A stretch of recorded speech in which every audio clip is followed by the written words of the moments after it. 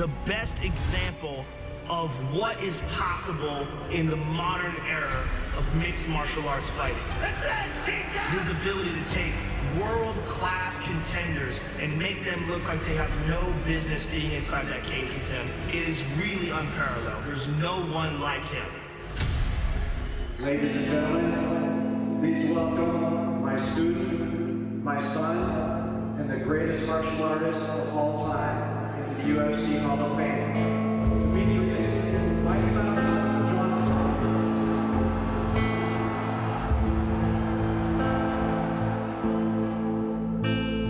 We were in the back, you know, me, Dominic Cruz, shooting the shit, and he goes, "Hey, I hope they have a stool for you up there." I don't know how tall that is. I was like, "You son of a bitch."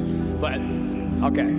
Like Matt said, growing up, I didn't have a father at home. I was raised by my mother. She was deaf. Me, my brother, Lana. And I found escape through working out. I loved it. I yearned it. When I was in elementary, instead of playing on the recess, hanging out with the girls, I ran track. I ran 2 miles every single day. Then the second recess, we chased the girls. But the first recess was all about working out. I'm in college, I come home, I stay with my buddy Jordan, and I see the Ultimate Fighter come on. I see everybody fighting, I'm like, oh shit, this looks cool. I think I can do this. And I'll never forget seeing Sugar Rashad Evans work extremely hard. And I loved working hard, and I was like, I'm gonna give this a try.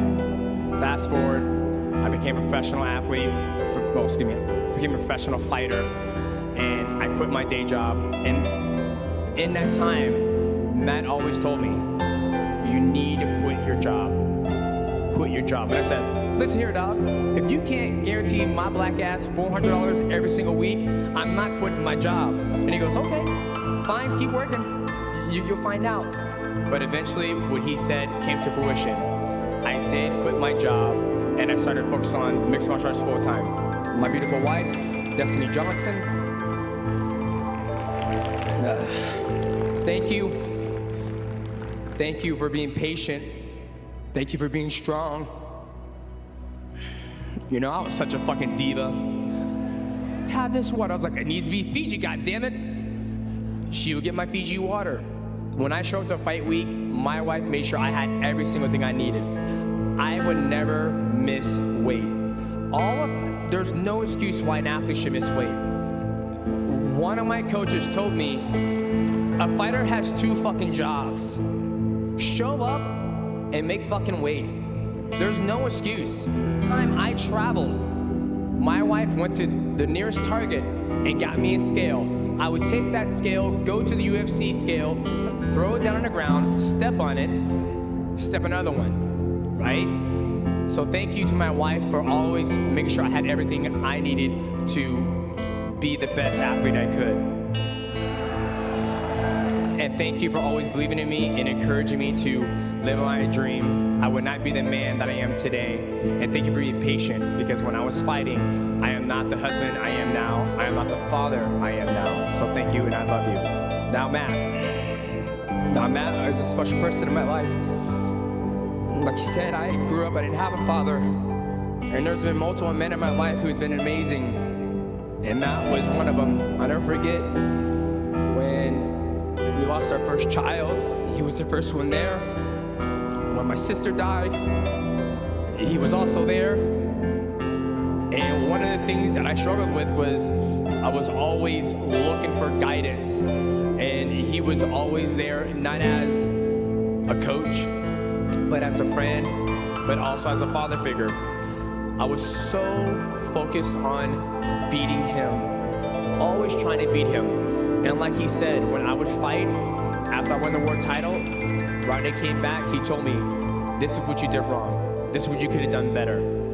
That put, I want to say not a nasty, but it made a very nasty monster in my head. When I look at athletes who fight, Matt comes to me, is like, he should be able to box, he should be able to grapple, he should be able to wrestle. With that being said, my goal was always to beat this man every single time. When I became the champion, I was not satisfied.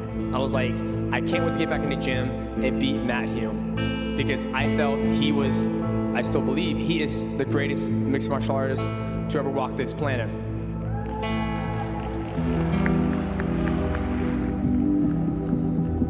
To my friends, I want to apologize if I've never been the best friend that I could be. Sometimes I felt disconnected just because I was so focused on trying to be the best in my craft of mixed martial arts. But the one thing that I loved about you guys is that you guys didn't care about my career. None of you guys train.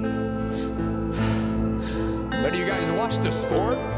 It was almost a breath of fresh air when I would come home from the gym that we wouldn't even talk about MMA. And I thank you guys for that. I really do.